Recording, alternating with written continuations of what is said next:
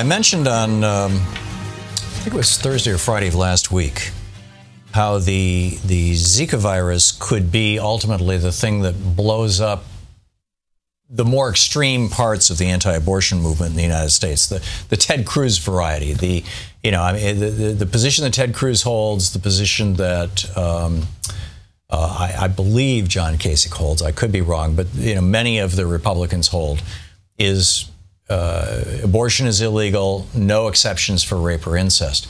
So if a child is raped and she becomes pregnant, she will be forced by the state to carry that baby to term.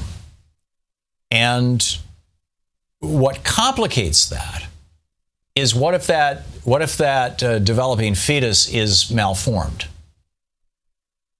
And I mentioned back, my recollection that back in the 60s, this was a big deal around what was then called the German measles. And I remember this really well because I remember having the German measles. And in fact, my mom, I don't think it was measles. I think it was chickenpox. There was a block party where one of the kids in the block got chickenpox, and we all went over and played with them so that we would all get chickenpox. And I still have a couple of scars from chickenpox on my stomach. It's like, but I'm immune, right? I have lifelong immunity. This was before there was a vaccine for rubella, also known as German measles, and before there was a vaccine for chickenpox, or mumps for that matter. They did the same thing with mumps, because nobody wants to go into their adulthood without lifetime immunity.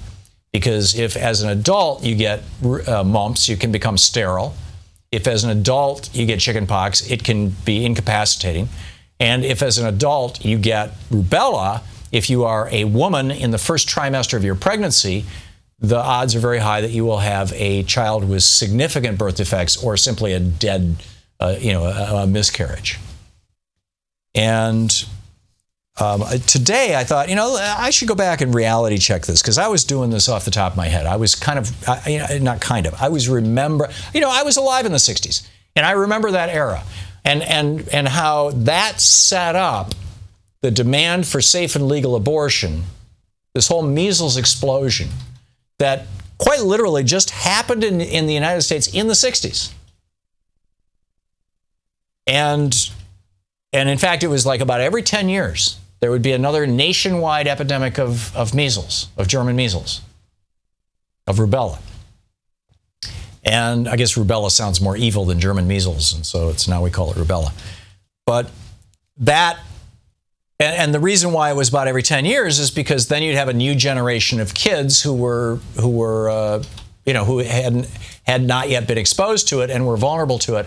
And again, as kids getting rubella, getting German measles, it's not a good thing. In fact, it can be a dangerous thing. Some kids die from getting the measles. You get these very high fevers. You get brain damage. I mean, there's a lot of horrible things that can happen to kids who react very poorly to rubella, which is why it's a great thing that there's a vaccine for German measles now.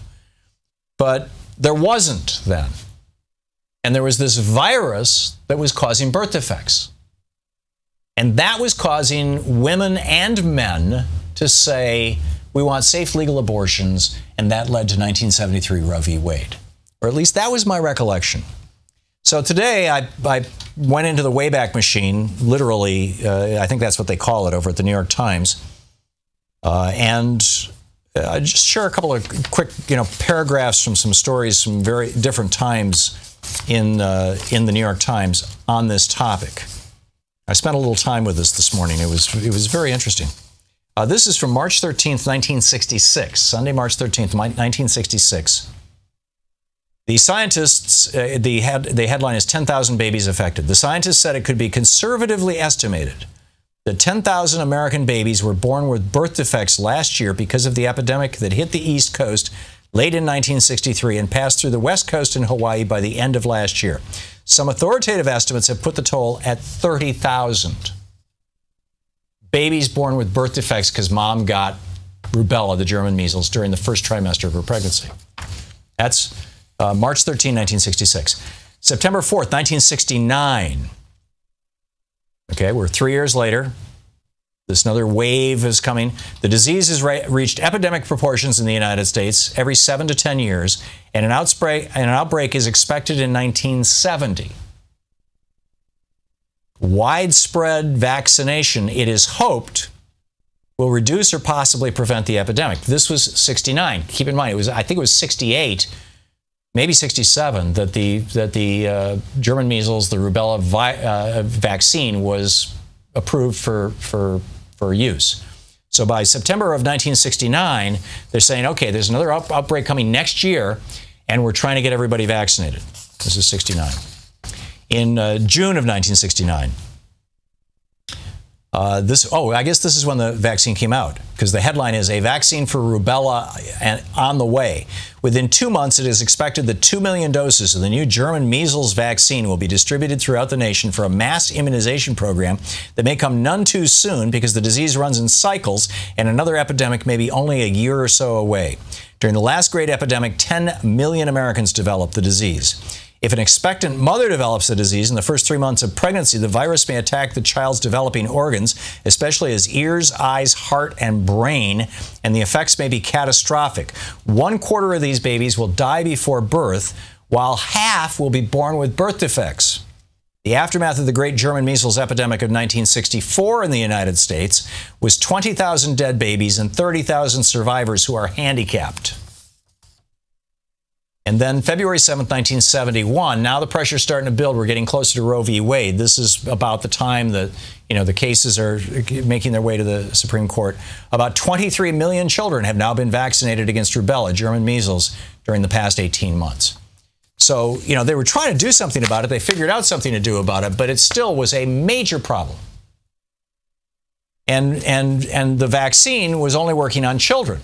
And the vulnerable population was young women who, childbearing age, who are in their first trimester of pregnancy. And you can't give them the vaccine. And that's why, we try to vaccinate the kids so that the kids don't infect the young mothers. And that's why my mom, and others, they were like, okay, measles, mumps, and German measles, mumps, and chickenpox, you need to get all three of those. This was before vaccines. I mean, I was born in 1951, so in 66 I was 15 years old. I mean, I was even too old for all that then, when the vaccine came out. So, which brings us to today. Reuters is reporting in yesterday's news, article by Julie Steenhuisen. Top Zika investigators, the Zika virus, coming to the United States this summer. Top Zika investigators now believe that the birth defect microcephaly and the paralyzing Guillain-Barré syndrome may just be the most obvious maladies caused by the mosquito-borne virus. Recent discoveries of serious brain and spinal cord infections, including cephalitis, meningitis, and myelitis in people exposed to Zika. The suspicion that Zika acts directly on nerve cells began with autopsies on aborted and stillborn fetuses, showing the virus replicating in their brain tissues. In addition to microcephaly, researchers reported finding other abnormal... Now, by the way, that research would be illegal to do if the Republicans have their way, and you can't do fetal tissue research. In addition to microcephaly, researchers reported finding other abnormalities linked to Zika, including fetal deaths, placental insufficiency, fetal growth retardation, and injury to the central nervous system. Doctors are also worried that Zika exposure in utero may have hidden effects such as behavioral problems or learning disabilities which are not apparent at birth. So what do? You want to have a child, but you get the Zika virus during your pregnancy. This is the same horrible issue that mothers faced in 1966 if they got German measles in their first trimester of pregnancy. So sometimes things are, moved. Hang on. This is the Thom Hartmann Program. Sometimes even legal issues are moved and changed by external forces. In this case, it was measles in the 60s. It's Zika right now. To watch more clips from our programs, hit the Watch More Videos button over here. And please be sure to hit the handy-dandy subscribe button so you'll always be up to date. Tag, you're it.